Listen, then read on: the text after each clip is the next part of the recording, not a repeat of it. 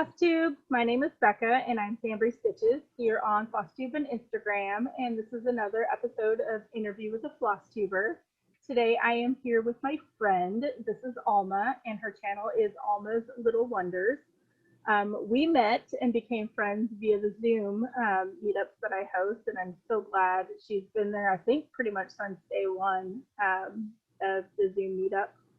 Not only does she stitch beautiful large projects that I live vicariously through her, but she also does her channel or her videos twice.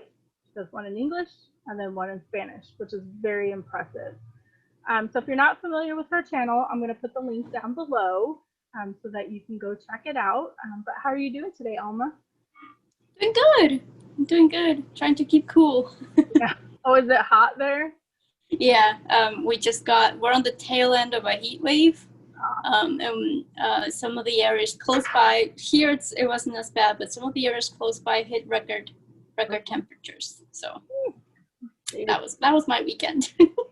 Well, hopefully you stay cool while we get through some of these questions. We'll start with the first one, which is, why did you start a Flosstube, and were there any particular motivations? Yeah, so I started my Flosstube pretty much as soon as the new year started, which I felt was a good starting point, or starting time. Mm-hmm. But mostly the reason, I've been thinking about it for a long time. Mostly the reason why I wanted to start is because I just moved to Long Beach, and as amazing as my boyfriend is, he's not a stitcher himself, so there's only so much he can comprehend, he can understand, about cross-stitch stuff. So I felt like I had a lot to say about my projects. So I just decided to go ahead and start my own channel so I could share it with people that would go ahead and be receptive and be more, engaging.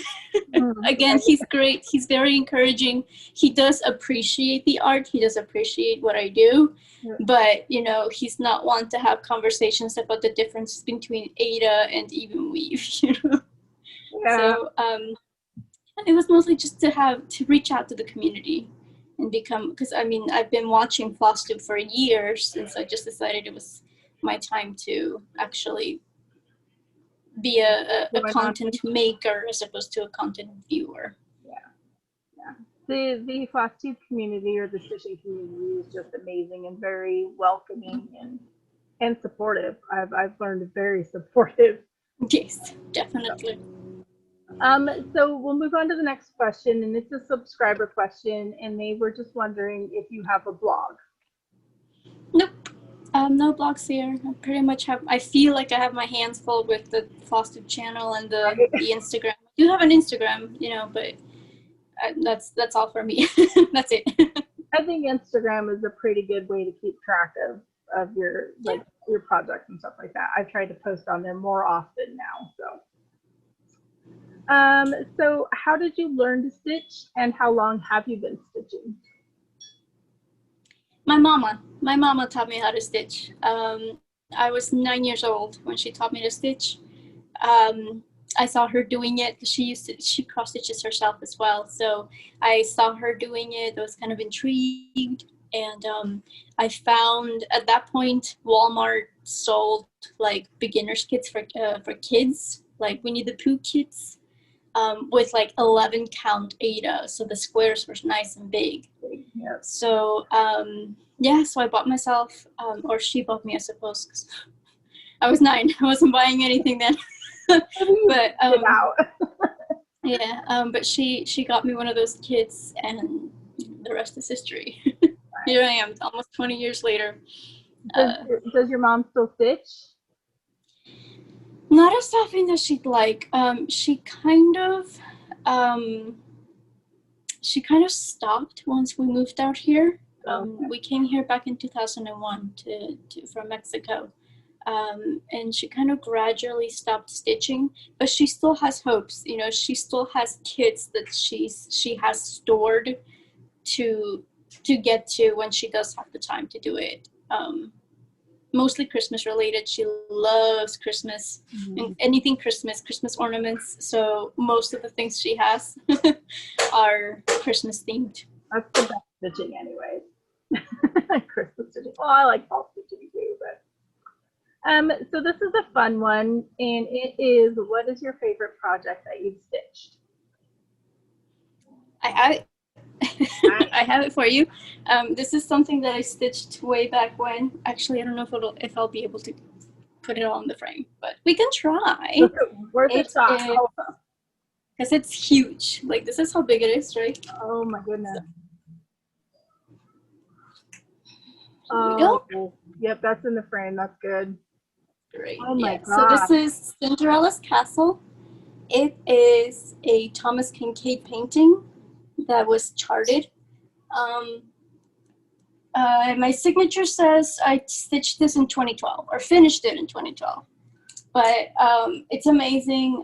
It has a lot of, which I do have the product image, so I'll try to show that as well. It has a lot of beading. It has a lot of beads and sparkly stuff.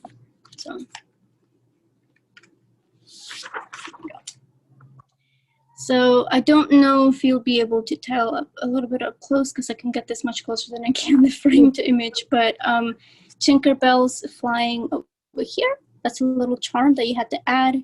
And the towers themselves have a lot of gold beads added to it. So this has definitely been one of my favorite stitches.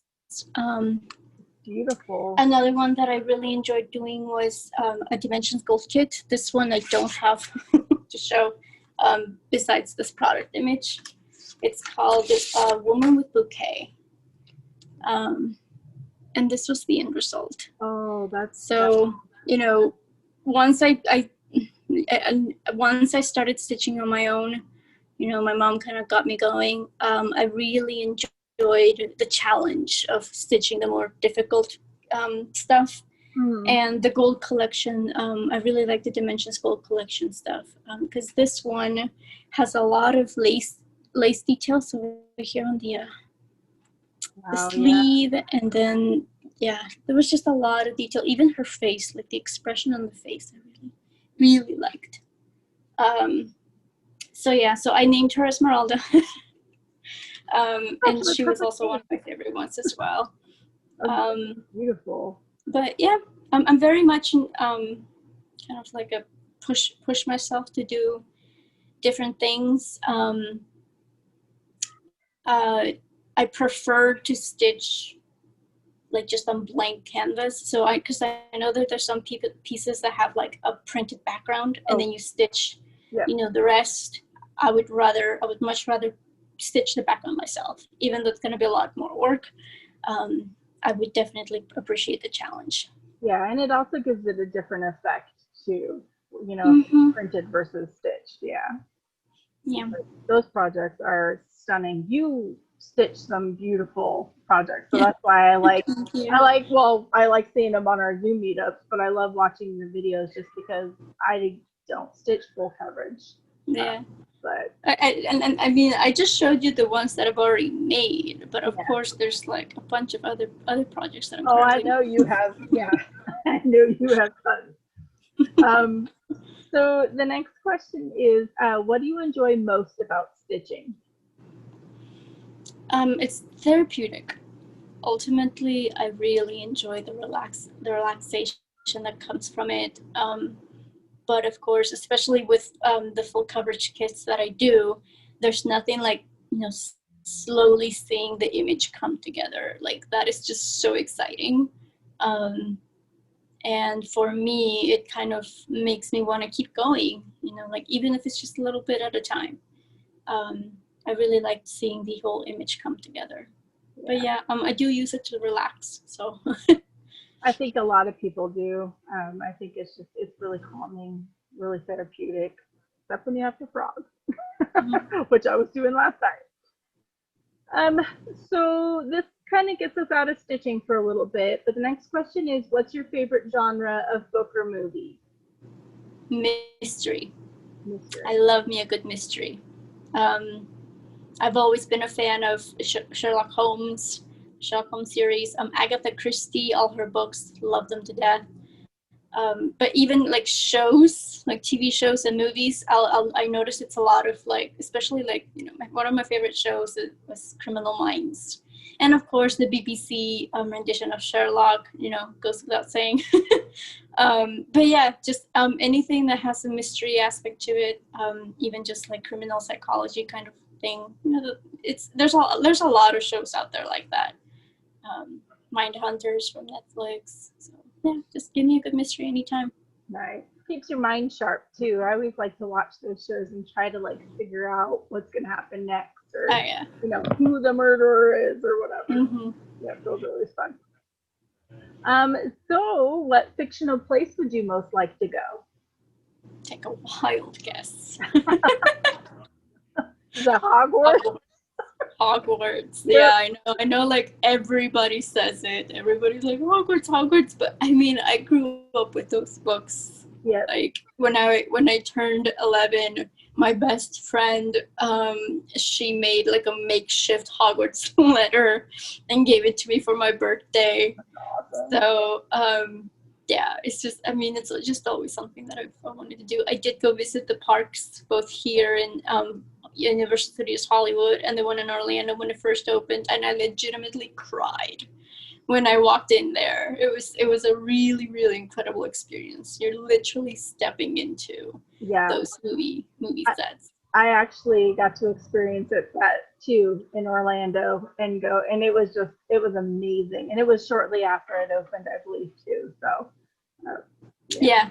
we went, I think, either the summer after it opened or like a year after it opened. Yeah. It was definitely within, it was relatively new, and it wasn't around here yet. I point outside like, yeah, here in LA. We should just say where you are. Yeah. Here, but. Yeah, I should have said that in the beginning. Hi, I'm in Long Beach, California. But yeah, it wasn't around here. Yeah.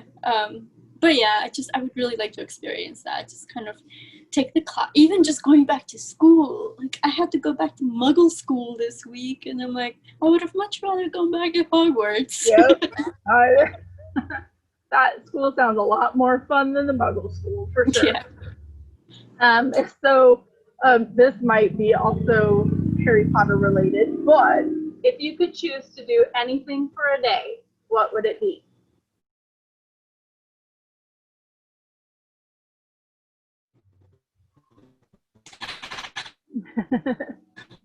Every day and see my family. We don't get to do that much anymore, so I would definitely go and just spend time with them, catch up, just be with them. Family. I do miss them. Yeah, this year has been really rough on families for sure, but yeah. So what other hobbies do you have besides cross-stitch, or do you have any? I used to sing a lot. I used to be my university choir, back when I was still in university, previously. I was also my church choir for a long time, and COVID hit. But yeah, I've always enjoyed singing, even just singing like by myself here in my apartment, the comfort of my own home. But also reading. I mean, thank goodness now for audiobooks, because that used to be like my dilemma was, do I want to read or do I want to stitch? And now with audiobooks, you can do both. It's amazing. All here for it. Yeah, that actually works out perfectly. The audiobook. I still have yet to try it. I keep telling people that I'm gonna do the audiobook, and I haven't yet, so I need to. I just try to watch so much Flosstube so I don't fall behind always stitch.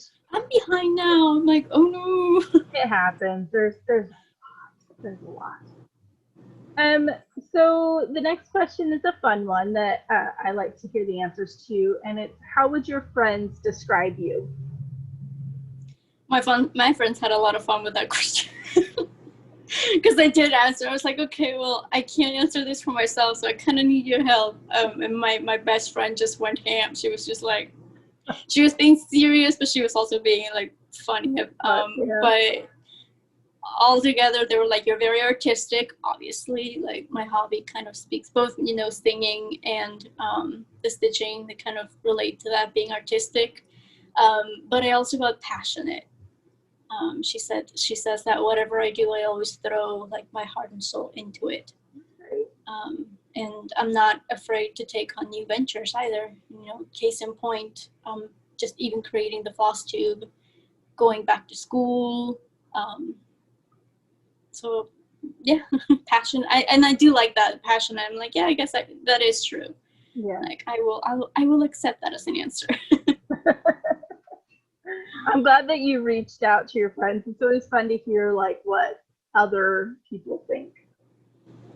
But those are all great traits. So the next question gets us back into stitching a bit, and it's, how do you prefer to stitch? Do you use a hoop, a Q-snap, a frame? That Q-snap. I am a Q-snap person, 100%. There's a couple of pieces that I stitch in hand, mostly because I didn't allow myself enough fabric allowance. So it's hard to get into the Q-snaps, but definitely Q-snaps. Now, with since you stitch a lot of the larger full coverage pieces, do you have a preferred fabric count, or does it just vary on whatever? For full coverage, I definitely like 18, 2/1. So 2 threads over 1 stitch on 18 count. For me, that is like the perfect coverage, and it's, like I do work with some 25 count, like we're using 1 thread for my bigger pieces, which is also good coverage. I'm very happy with the coverage, but ultimately I do prefer the 18 count. And I don't even, because some people will go to like 36 count and do it 2/2. Mm-hmm. But for me, if it's going to be full coverage, there's no, by definition, there's really no partial stitches. You don't have to worry about, at least with the mainstream, like Hayes, Chilton Crafts, Charting Creations, Artisy, they don't generally have any back stitching or detailing. So if I don't have to worry about that, then I'll just go ahead and buy the Ada. Yep. 9 times out of 10, it's a lot cheaper. Cheaper, and yeah, I find, well, because I'm an Ada stitcher and 18 count is like my preferred, I find it just easier. You don't have to count like as much, if that makes sense. It's just easier to stitch on. Yeah. So where is your favorite place that you've traveled, and did you bring stitching along when you went? Well, I haven't traveled much. But the one place that I really enjoyed going to was Big Bear here in California. It's, if you go there during the winter time, it's beautiful there. You get the snowy mountains. I've been there a couple of times, but in both situations, I went there, I think it was like Thanksgiving weekend. I was with family. So there was really no time. We did have free time, which I kind of regretted not bringing stitching along, but I didn't think we were going to have enough free time to kind of justify bringing stitching. And then other times I've been there for retreats with my youth group. I used to be a youth minister back in my old Catholic church. Oh. And twice a year we would go, once in April, once in November. We would go to a retreat center close to Big Bear. And obviously I couldn't really bring stitching with me because if I'm not, leading activities, I have to supervise. Like if we are during our break times, then I have to supervise. Yeah. Supervise the children. Always supervise the children. Yeah, actually, we were stationed in Barstow, California for a few years. So we've been up to Big Bear, and it's beautiful. Beautiful. It's the night sky over there, there's no city lights. Yep. To pollute the sky. Yep. So you actually see the stars. It's beautiful. Yep. Yeah. Oh, it's bringing back memories because it's been a while. So the next question is, what can you not do without for your stitching? Like your favorite go-to must-have? As in notions. Yes, I'm assuming that's Yeah, what it's just, yeah, besides your basics, of course, yeah. right. Needle minder.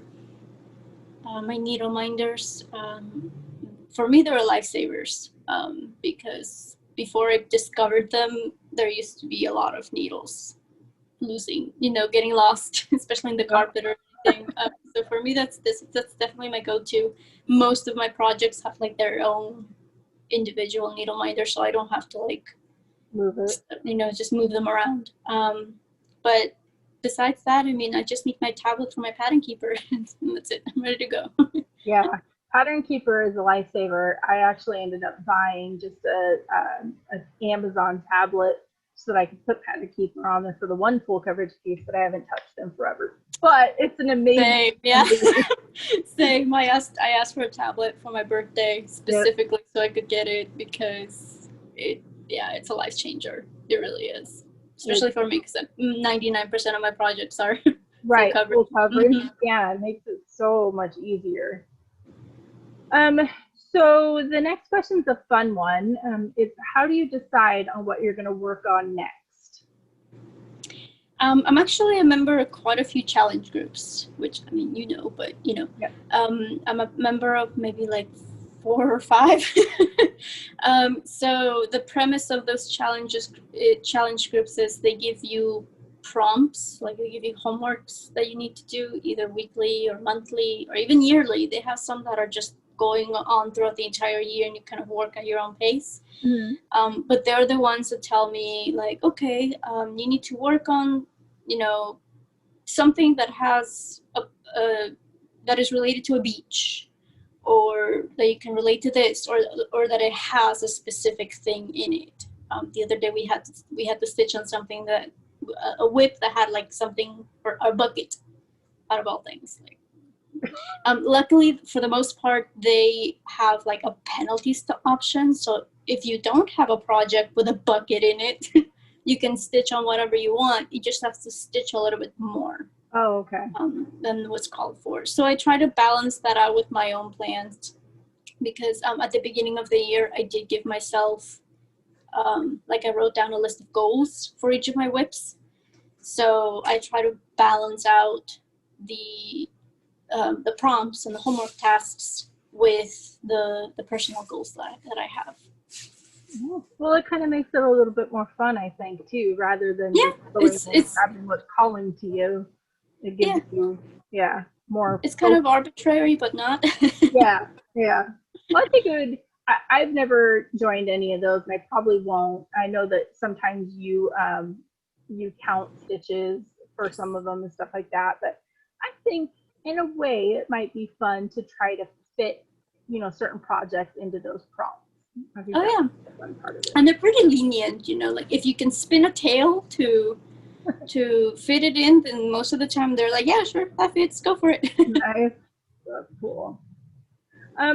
So we are down to the final question, and it is my favorite and sometimes the most challenging for some people, but it is, what's the best thing that has happened to you so far this year?